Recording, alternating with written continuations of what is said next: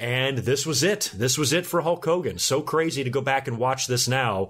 Hogan cutting the promo with Jimmy Hart, and also very odd at this time to see Jimmy Hart as a babyface. He had just turned babyface earlier on in the year, and he was now managing Hulk Hogan and all of that. So I was still getting used to that during this time. And Hogan, looked great, and it was his final kind of WWE interview with Mean Gene Okerlund. So it's kind of significant looking back, but he vows to defeat the evil Japanese superstar Yokozuna, and him and Jimmy Hart then head to the ring. He gets a great ovation, a great pop, the real American music and the whole thing. Yokozuna is in the ring waiting for him, and then the bell ring. This match was pretty terrible, if I'm going to be honest. It really was. And there's so much controversy around this match, too. During this time, Bret Hart losing the belt, Hulk Hogan working with Yokozuna, the story that it's possible that Hogan may not have wanted to work with Bret Hart. There has been some rumors and stories that WWE actually planned to have a Hulk Hogan versus Bret Hart babyface match at SummerSlam that year for the belt, with Bret Hart going over, which I thought would be fabulous, but plans were changed. Bret Hart was moved into a different direction with the King of the Ring and a feud with Jerry Lawler, and they were going to have Yoko and Hogan work together, and Yoko was going to go off and do other things after Hogan. So Bret was kind of left out in the cold here. So they have to get the belt off of Hulk Hogan. He has decided to leave. It's just so funny looking back. Like, if he came back in January, why put the belt on him at WrestleMania if he's just going to leave in June anyway? And I know a lot of his Japan deal had a little bit to do with this, and he wanted to go off and make movies and do other things, so he had to drop the belt. So he had the match with Yokozuna. It was not much to look at in the ring. It really wasn't. And it was funny listening to the commentary team all constantly talk about how Hulk Hogan slimmed down for this match, because if you remember, during this time was right when all of the crazy steroid allegations started coming up with the WWE, and they were under a lot of scrutiny, and a federal investigation was taking place,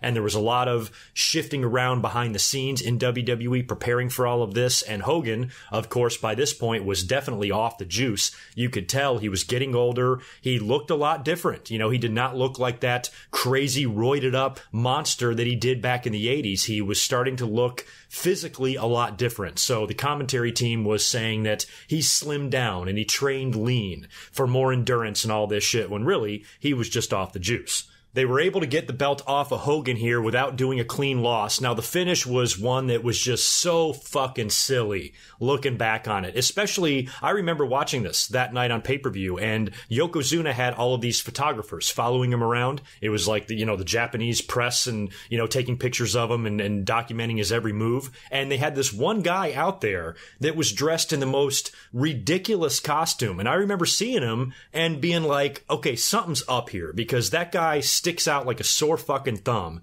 and there's no way, like, he's got to be involved in the finish somehow. So I remember being suspicious that he's going to have something to do in this match later. I thought maybe it was another wrestler in disguise. I didn't know what the hell was going on. But basically, Hogan does the classic spot. He's hulking up, nails Yokozuna with a bunch of fists and a bunch of big boots, and Yoko will not go down. Finally, he does. Hogan then hits the leg drop, goes for the pin, and Yokozuna kicks out. And during all of the confusion and Hogan's jaw dropping that somebody actually kicked out of this move, this weird, funny-ass dressed photographer jumps up to the apron, and Hogan approaches him, and he goes to take Hogan's picture, and the camera explodes, and a fireball flies out and nails Hulk Hogan in the face. And the finish was just, it was so bad. I mean, fireballs never work, but this one was almost super ridiculous. I mean, especially when you go back and watch the replays. The only angle that looked good was the hard cam, because Hogan's back was turned and you couldn't tell that the flames were feet away from his face. It actually looked like the flames actually hit him in the face. They should have just continued to show that replay over and over, but I don't know if it was Kevin Dunn in control at this time or in charge or anything like that, but they actually went to the replay of the camera on the outside of the ring that showed the flame come out of the camera and doesn't come anywhere near Hogan's face. But yet he sells it anyway and winds up getting pinned. And it was just kind of a poorly executed finish, I guess, is the best way to describe it. And after the match, Yoko would add insult to injury and further attack Hulk Hogan and even nailing him with the Banzai drop. So that was the end of Hogan in the WWE. He was literally carried away from ringside, and we did not see him again inside of a WWE ring for 9 years.